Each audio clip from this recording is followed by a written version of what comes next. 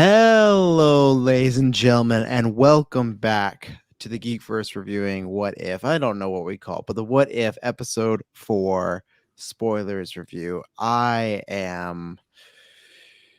Oh boy, there's lots to say. I am the surprised Trash Snail, and I'm joined by The Doctor Strange Taylor Field. Shouts to Kirklin, who was like what 64%.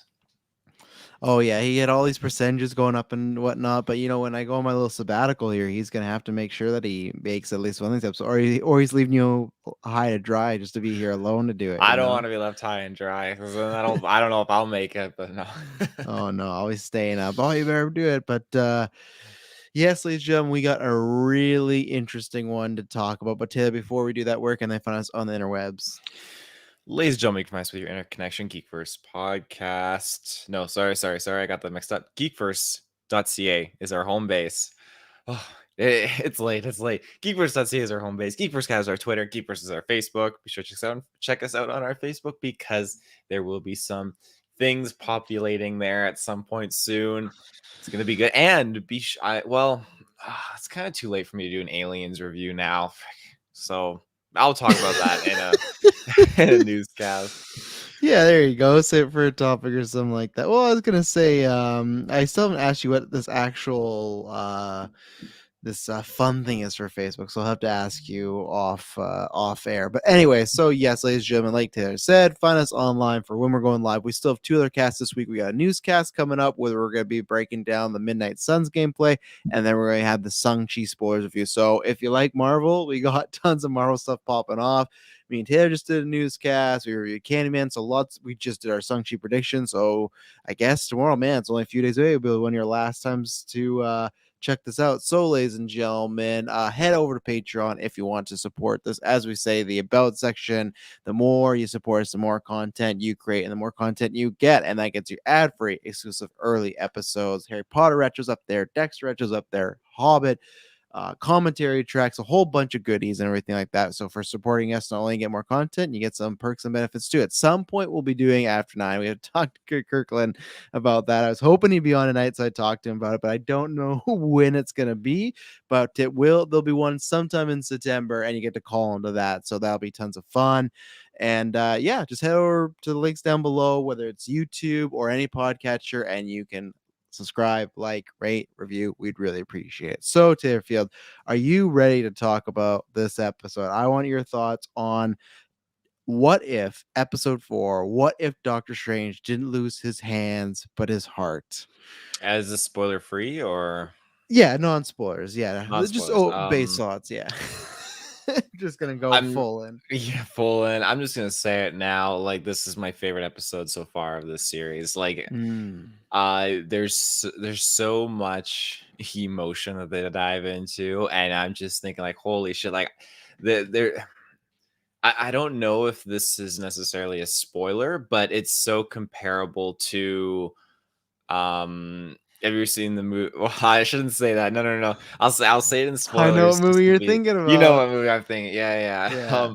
But I just think, this episode was fantastic. I think, like, obviously evil Doctor Strange was absolutely like oh my god, like, bring him to I want to see him on like a live action setting somehow. Like, I just think he's such a cool, like, not just cool, but he's such a train wreck. And I'd love to see more of that, like, development and that character. But I just think the episode was just fantastic. The score I absolutely loved, and I had no idea that they actually brought in Rachel McAdams back to voice what's her pickle. I thought that was pretty cool. Everybody was back, right? Like, was that actually Wong was back? That was great. I didn't actually expect that. Was that what was his Benedict Cumberpickle?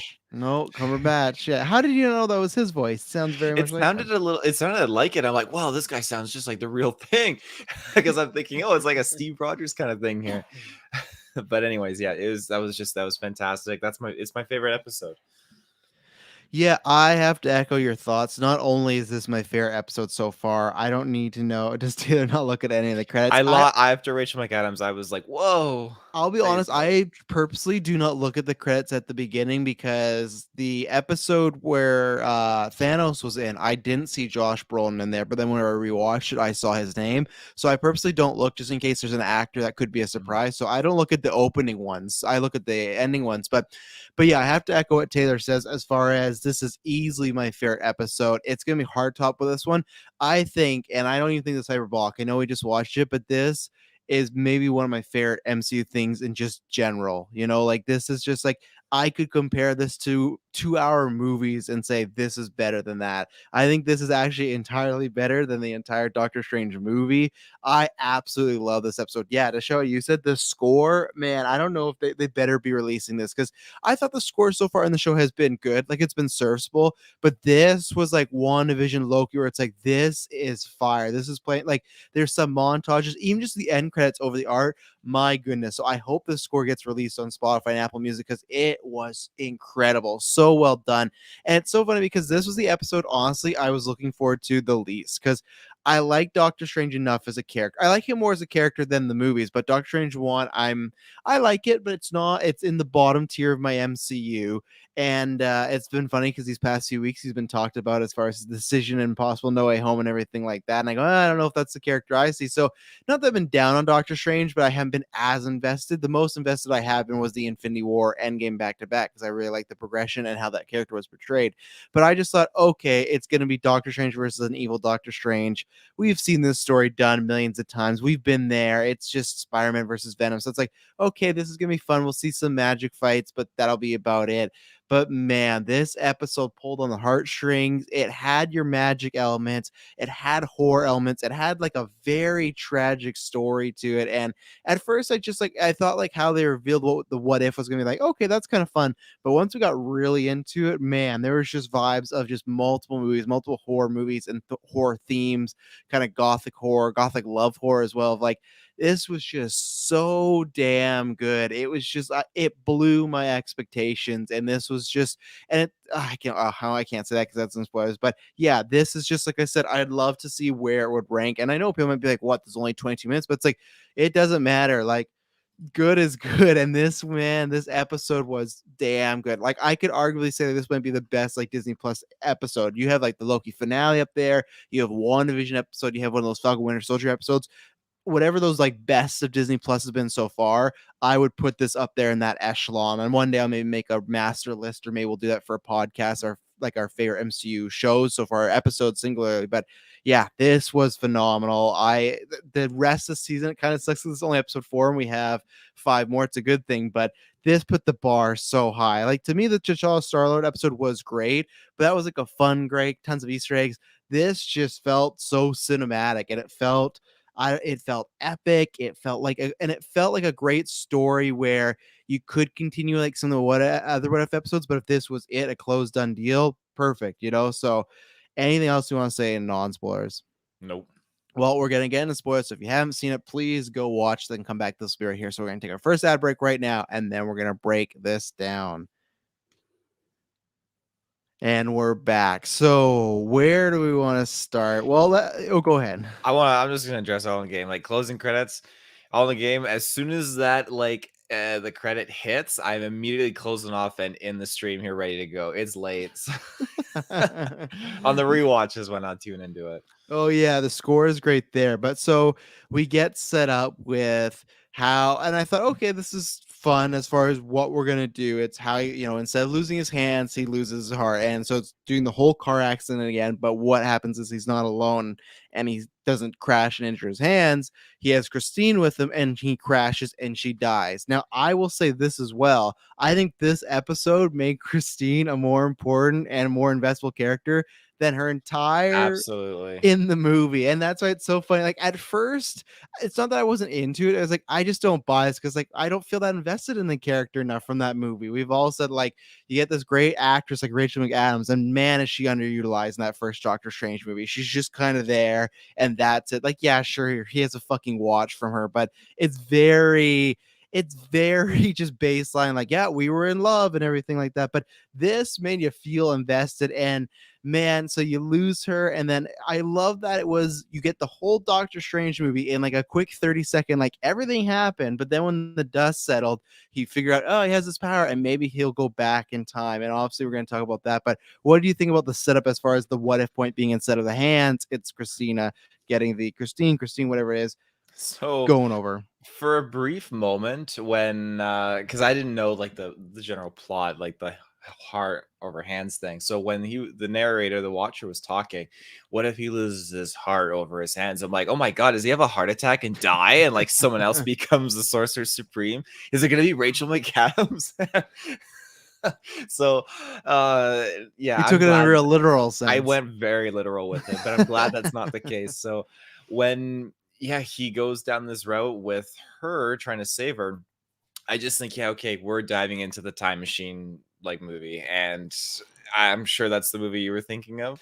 Well, the Time Machine one for sure. If because there's a remake of the Guy Pearce one, 100%. But I Mhm. also thought of Pet Cemetery. I just thought of Judd the whole time being like, "Dead is better," and it's just Yeah. like that like it's like anytime you go down this path, if you're gonna try and raise a person back from the dead, it's not gonna go well. But yeah, Time Machine, I loved as a kid. I'm excited to retch that movie one day because I feel like it's like the Oh Brandon yeah. Fraser movies where it's not the greatest, but it has a special place in my heart. But yeah, Yeah. I thought of that immediately. I oh my gosh, like the idea of just him being stuck in this universe where she just always has to die, and knowing that there's a Doctor Strange in his own universe where she lives and everything's fine, like that's just brutal. And when it got to that part where they allude to like, oh, there's another Doctor Strange in this universe, I was thinking like, oh, is this going to connect to like the main Doctor Strange? Mhm. But I'm glad, like, we'll get to that later. I'm glad that they kind of highlighted that because I thought it was I totally forgot and spaced out that the regular Doctor Strange was in this episode. I thought I totally was just on the ride for this evil Doctor Strange. But the whole concept of him just trying to save her and not working, and him just getting more deranged and psychotic, was just, it was intriguing and so well done. And yeah, again, Rachel McAdams, when it gets to the point like where she's just constantly like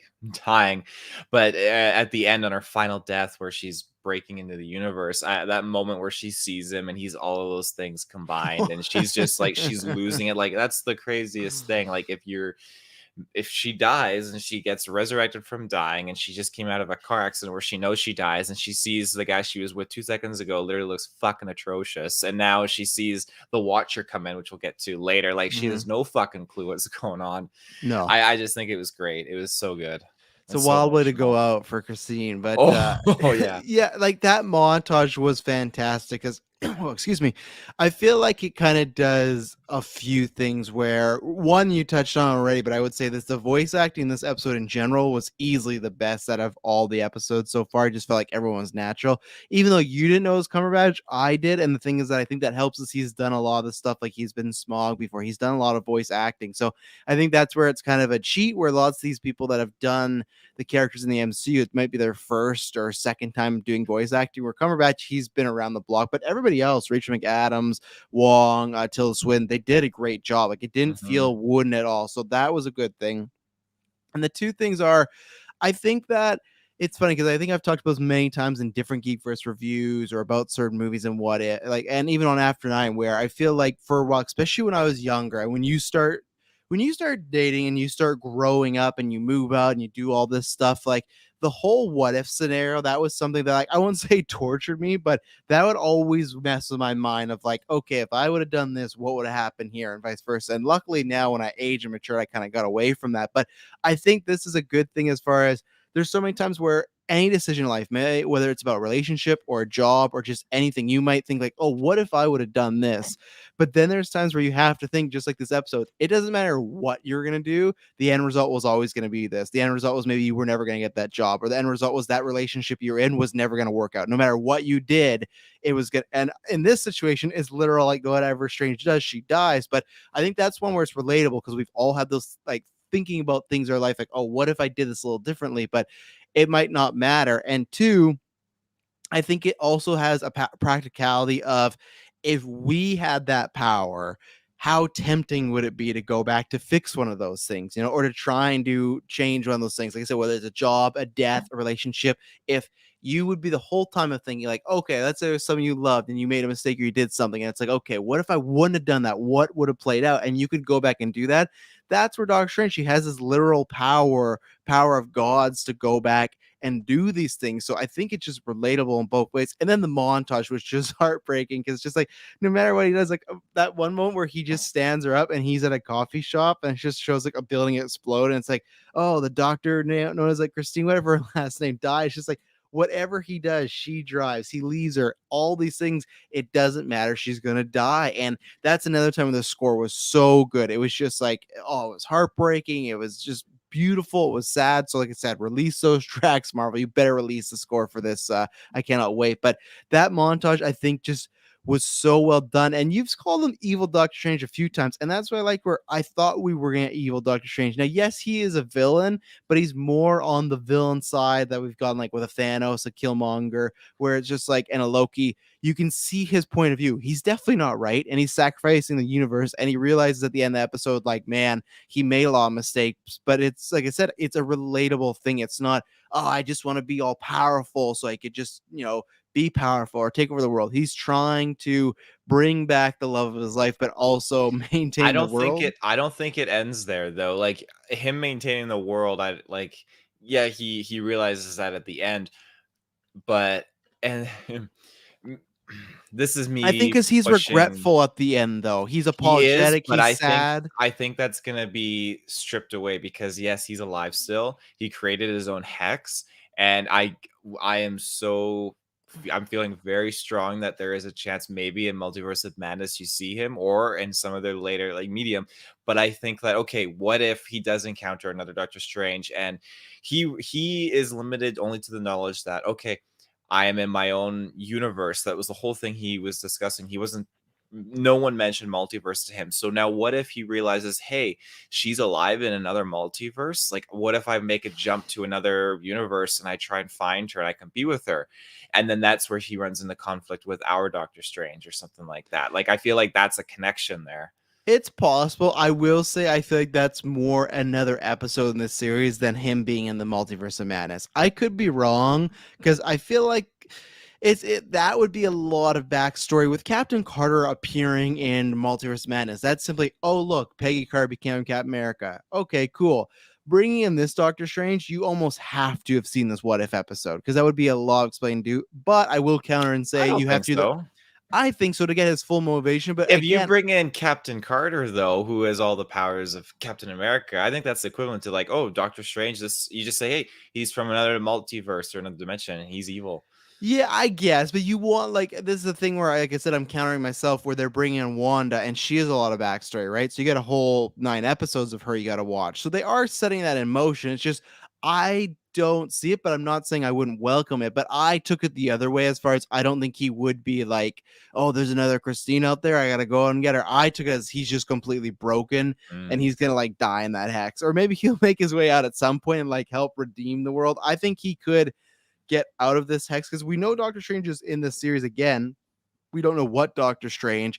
I think there's a chance he could get out and want to try and fix things. Because like I said, I think he finally at the end realized that he was regretful that even though Christine is the love of his life, it wasn't worth to lose all these people and everything like that. So I think that I don't know. And that's why, like I said, I get the point of it, but I don't look at him as evil Doctor Strange. He made some evil. I look at it as misguided Doctor Strange. He's not evil. I don't think he didn't deliberately try to hurt these people, other than the people he was absorbing. That was really fucked up. That, like, when he started doing that, and like it just started with that gnome, and then he started going go. It's like, those people, they might be like alive, their essence in his body, but that's fucked up. Like, he's just absorbing these people. He's like a supernatural cannibal or something like that. And that was messed up. I will say, if you want to talk about evil, that was evil right there. Because he was, to me, killing. Doesn't matter if these things are creatures, he's killing these innocent creatures in a sense so he can get more powerful. So he definitely dipped his toes in the evil and dark arts. Like, people thought Malekith, or not Malekith, what the hell was his name? Mads Mikkelsen, who they wasted in Doctor Strange as well.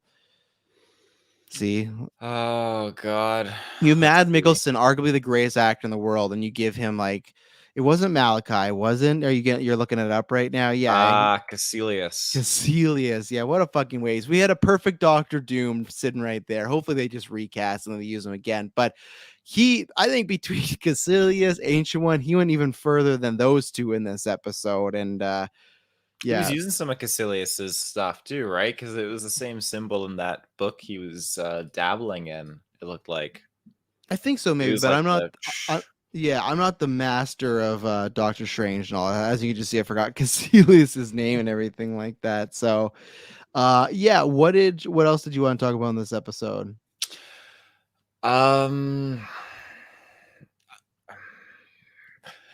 Their, probably like their whole fight, like it was awesome. Again, the dabbling more into like the magic and stuff. I love when like the precursor to that, when Wong put that protection spell onto Doctor Strange, and then yeah, he was someone and they went at it. I just thought it was great. I love that we got a fight scene with the capes. That was just like, what is going on? Like, we actually have their capes fighting it out against each other, which is super cool. And yeah, the just the whole dynamic of them pushing their perspectives on each other as different halves, and the constant moments where Doctor Strange is like trying to suck him up and absorb him. It was such a cool fight, and everything that they did was just so unique. Now, when it gets to I'm kind of still segueing to Christine. When it gets to that point where Doctor Strange like lures Strange in by portraying like Christine and That was stuff, fucked up. it was really, yeah, it was so weird. Like, oh my god, if I That can't like reminded. break him, I'll trick him. Oh yeah, that reminded me of like we'll get there one day because I know superhero discussions have done it, but one day you, me, and Kirklin are gonna retro the Batman animated series, and it's a long time away, so you'll forget it. But there's one episode where Ra's al Ghul like takes the possession of Talia al Ghul's body and like tricks Bruce Wayne, and they actually kiss, and it's Ra's al Ghul in Yikes. Talia's, and it's just like that stuff, man. That's that's some dark art magic right there, and yeah, because it got me because I was like, oh, did he find a way to bring her back or what the deal is? And as she's talking and just like, oh, I'm back and I'm here, and then you slowly see like splicing of evil Doctor Strange. Man, that's just some weird taboo shit going on right there. And that's the good thing. Like he's resorting to kind of like what you could have. And I liked that little twist of because I was wondering the same thing you. Okay, how do we get the Doctor Strange v evil Doctor Strange, or let's just say wrinkly eyed Doctor Strange or whatever. He had some bad face going on, but I'm like you. Okay, is it going to be our MCU version of Doctor Strange? Is it going to be another one? It was another universe. It was technically this universe is one, but she split the timelines into two in the same universe, which feels very deadly. But it was the Ancient One. She realized that she couldn't stop Strange, but she mustered whatever she had, Dark Dimension, to split them open, and then boom, he's two separate places. So you have one who was just living present day. You had one like the evil Doctor Strange.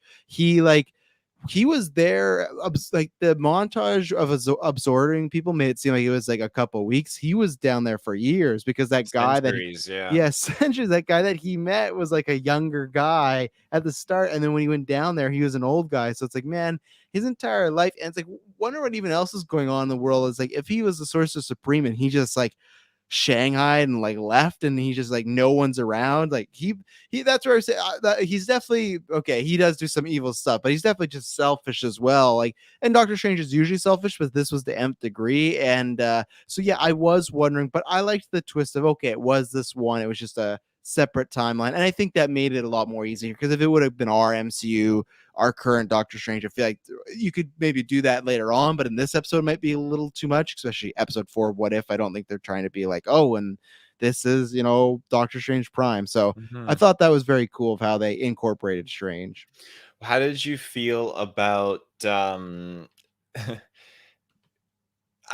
save the big cherry on top for after. How did you feel about him going to like the library and like learning all of these different things? Was there any like Easter eggs that you spotted in there? Because there was so much going on. I was trying to pinpoint when he was going even through the books, like teleportation, transmutation, or transfiguration, all that stuff.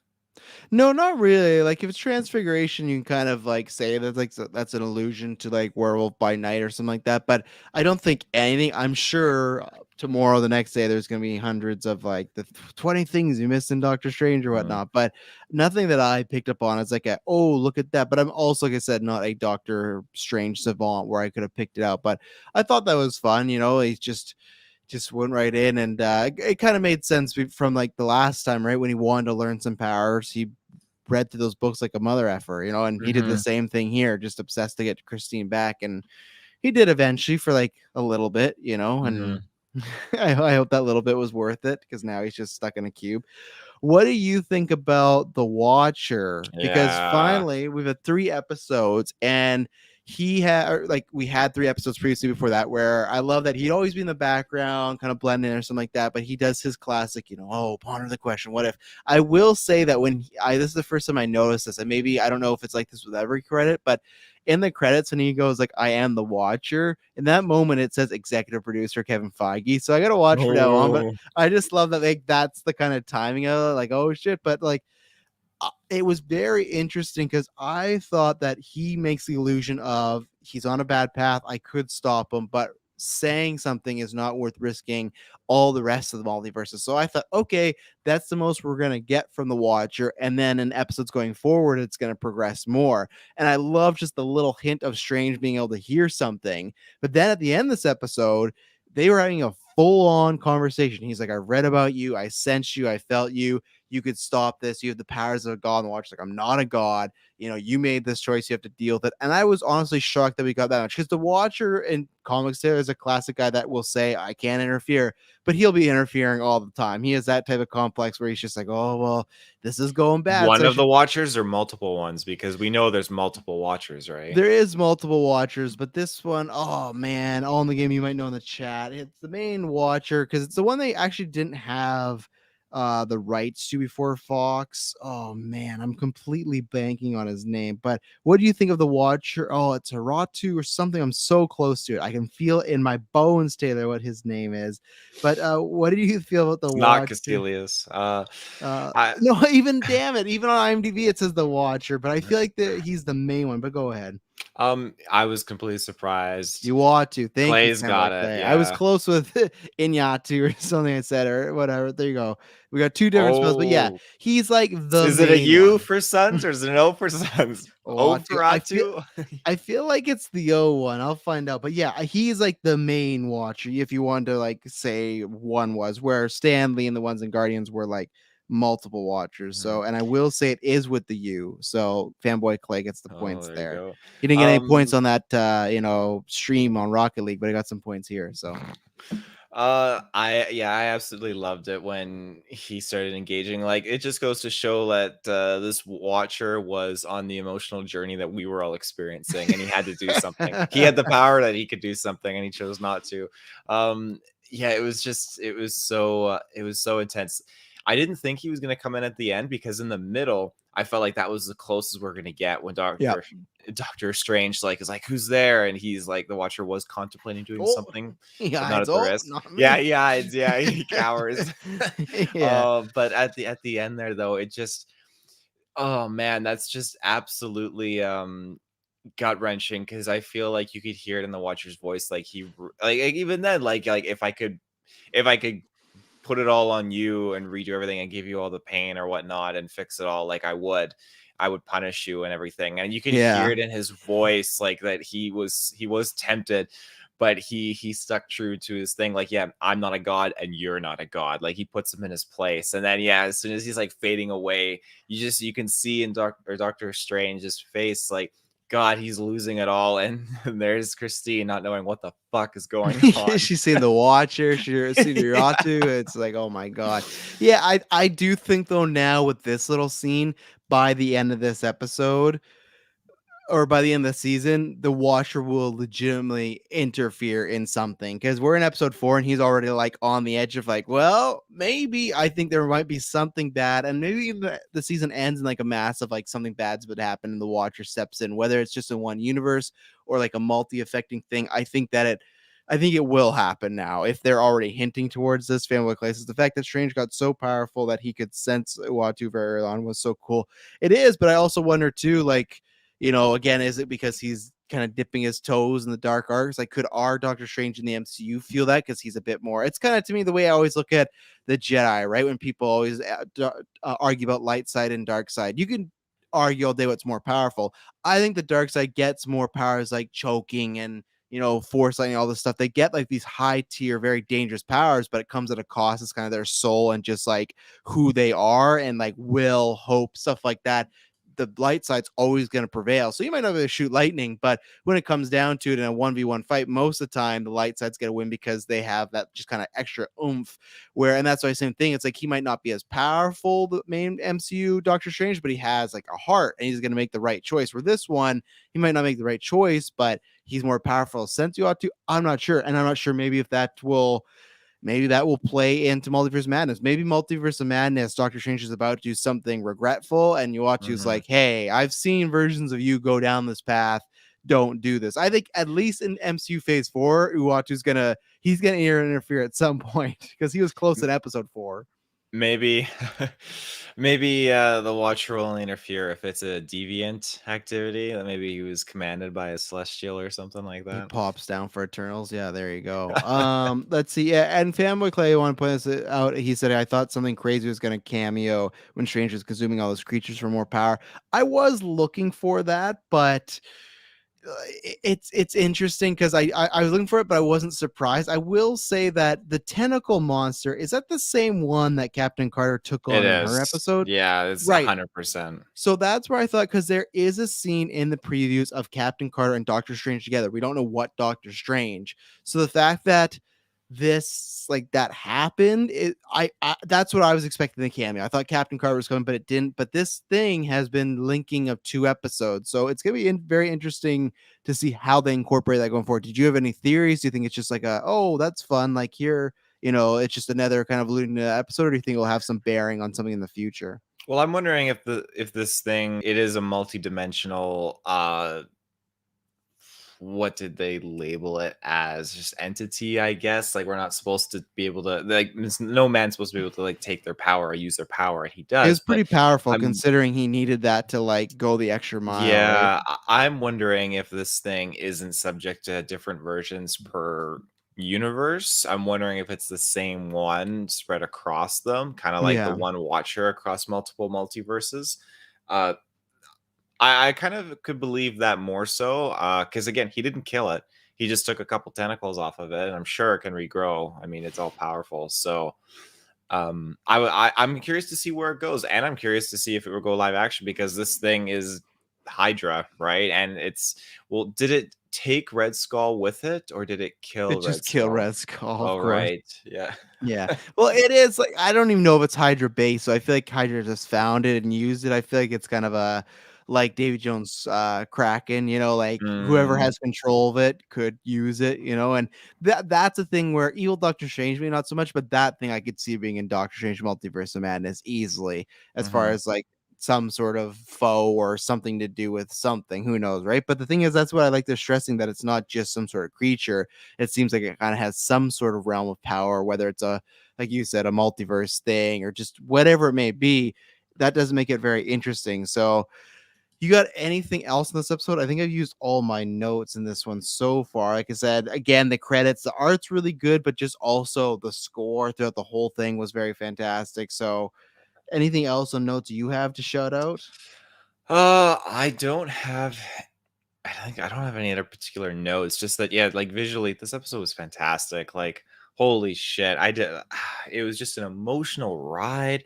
And the score, like you said, it needs to come out abso-freaking-lutely. Doctor Strange is great foe from the comics. Which is interesting, because it's funny, because when that first episode came out, Captain Carter, it was speculated like, oh, what could this be? So if you got the actual name of it all in the game before we're done, drop in the chat, because I like to look it up. They might have said it on Marvel Alliance, but that was weeks ago, and I've not gone to listen to much podcast, so they might have, because I think when I listened to Marvel Alliance, they were throwing out potential theories of who they think it could be, but maybe now that it's also appeared in Doctor Strange, people like on the game might have figured out like, okay, that's the one. But hey, I'm down. I know it's his great foe. I still consider like Dormammu and Baron Mordo like his great foe. And that was interesting that we didn't we only saw Dormammu in the Come to Bargain and no Baron. So it's interesting that they didn't touch upon them at all in this. And I was expecting them to be big into it, but it's funny how they were in the background. I wonder what Dormammu would think about this. Shuma Gorath, not the right spelling. That's fine, all in the game. You're trying your best with that name, Shuma Gorath. So yeah, I'll look into that later. That's interesting to know. And Yeah. I just want to say, like, the fact and the hope that the Sorcerer Supreme had when she split the universe into two separate paths in one universe. Could you imagine if that second Doctor Strange also went bad? Like, it would totally, I mean, it would have fucked up either way. Like, it did get fucked up, but Oh that would have yeah. been fucked up. Just some good old three-way with Christine and two evil Oh Doctor no, Stranges, you know. no.